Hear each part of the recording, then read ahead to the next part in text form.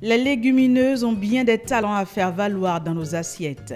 Encore connues sous l'appellation de légumes secs, elles existent sous différentes formes.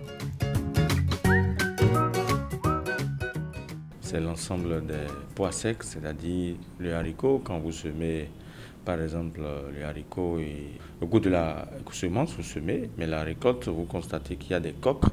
Et quand on ouvre les coques, on trouve des séries et les haricots alignés à l'intérieur avec leur tronc. Ça veut dire que c'est un ensemble de légumineuses. Tout le contenu donne un ensemble de légumineuses.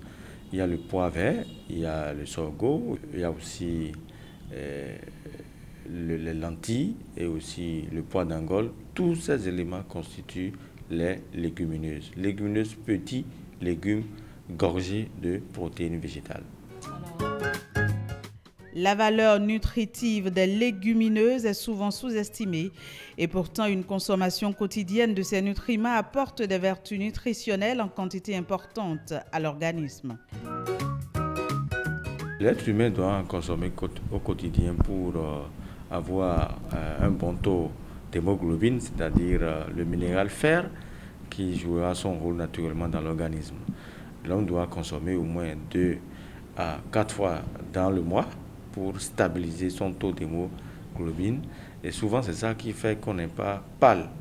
On a toujours du bon sang parce qu'on a besoin. Celui qui, par exemple, va aller donner du sang et le docteur constate qu'il est pâle, ça veut dire qu'il n'a qu'à consulter un diététicien, un nutritionniste qui doit lui donner des aliments riches en légumineuses pour vite compenser son taux d'hémoglobine par une bonne alimentation riche en légumineuses. Et ce n'est pas tout. Les fibres contenues dans les légumineuses améliorent le transit intestinal. Elles ont également un faible indice glycémique. Aucun risque donc pour les diabétiques. Et pour finir, les légumes secs associés aux céréales sont fortement recommandés aux végétariens. Leur combinaison améliorerait la qualité nutritionnelle de leur repas.